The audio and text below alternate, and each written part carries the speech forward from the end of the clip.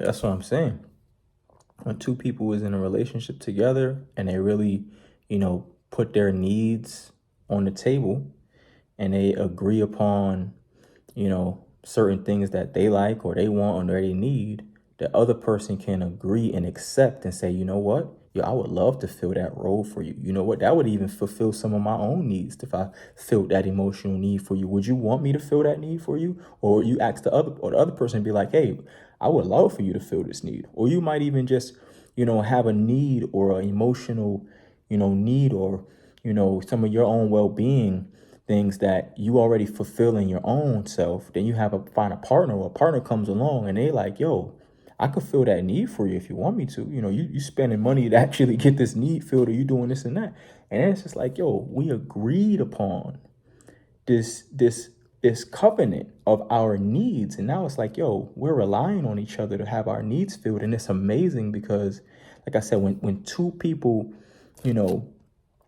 put their energies together, it multiplies. It's much better. You know what I'm saying? But sometimes it could be better to be alone if you don't have that agreement upon, hey, we agreed that I'd be there for you to listen to you when you're going through something. We agreed that that's something that's helpful for you. We agreed that, oh, you like physical touch. So we agreed, hey, I'll give you a massage whenever you need it, baby. We agreed that that's what's going to work for you. So this is going to work for me.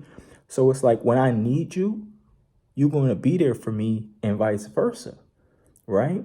But well-being, emotional, spiritual, mental, is such a necessity because you need to be on 100. You need your cup overflowing to achieve the things you want in life.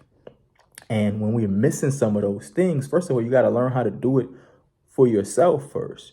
Because then if you were finding those needs being met in other people, unconsciously, you might snatch and try to pull energy from people without even knowing. So now you're taking energy from someone and it's without permission. And a lot of people don't even realize, like I said, they don't realize when energy is coming out of them because it's like poking a small hole in a ship or a boat and the water is just leaking in, leaking in. Same thing with your energy. It's just leaking out a little bit so you don't realize it. So the key is just, like I said, understanding those needs need to be met. You need to be on 100. You need to get your cup filled. You can fulfill your own needs. And then when a partner come along and you guys can agree upon, you know what you need, they know what they need, y'all lay that on the table and y'all agree upon it. But like I said, too many of us don't even take the time to understand our emotional, spiritual, physical, all of our needs, right? As human beings. But the body and the spirit is going to try to get it. It's going to try to fill it anyway because it's a void. And you end up trying to snatch it from people. The problem with that is like you pulling energy from somebody who didn't agree to like give you their energy. And what ends up happening is, let's say somebody's pulling energy from you, whether it's validation from the opposite sex, whether it's, teasing you, leading you along, it's taking some of your, your solar energy, your sexual energy, your, you know what I'm saying, your positive energy. They're taking that from you. And you needed that energy to fulfill and achieve your goals. You needed to be on 100%. Now you're sitting on 80 because they're taking it from you. And you know what? It's up to them if they want to give it back to you. It's up to them if they want to return it to you. They could go mess around and just give it to somebody else or just say, you know what? I took that energy from you and I ain't giving it back to you. Now you're sitting on 80. Now you got to figure back out how to get back to 100. Right? And you might not be able to. So it's like you got to really watch and monitor your energy. And like I said, people, the vampires out there, they're not purposely trying to steal your energy.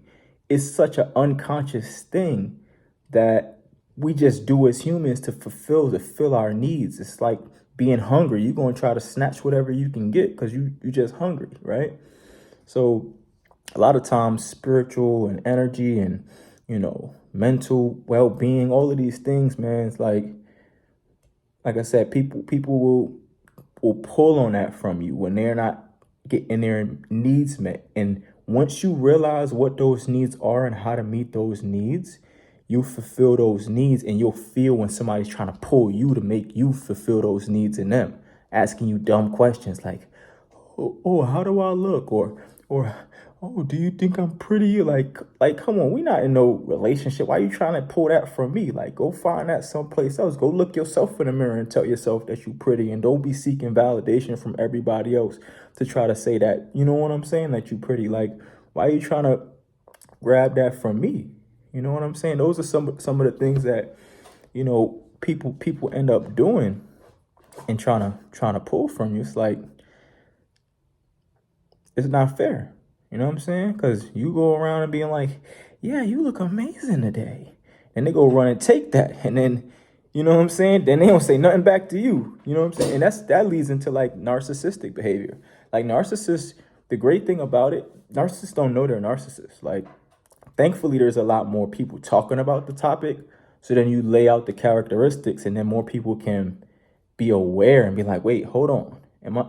It's just people who view beauty, outer beauty, as such an important thing that they attract that reflection of themselves and everybody else. So all they're seeking is beauty. That's how they fulfill themselves. So they're looking for that mirror image. So they hold everybody to high standards. They hold themselves to high standards, but they need that reflective energy back on them. So they're going to pull it from you. Oh, you think I look pretty? Or you think I look handsome? Or you like me? They're trying to force you to like make it, like force you to tell them that they like you. You know what I'm saying? They're trying to force that out of you just so they could fill themselves up, because they need that reflective energy from something else. So that's how they get fulfilled up. But you could look in your mirror and tell your damn self, I'm pretty, I'm happy, I'm whole, I'm complete, I'm unstoppable, I'm invincible, I'm unlimited. Those are some of my favorite terms to say to myself, man, especially if I'm going through something, man, or just any random part of the day.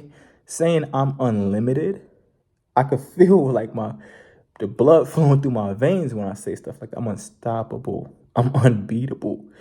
Like, it make you feel like you a champion out here. You know what I'm saying? So you really got to dig that stuff.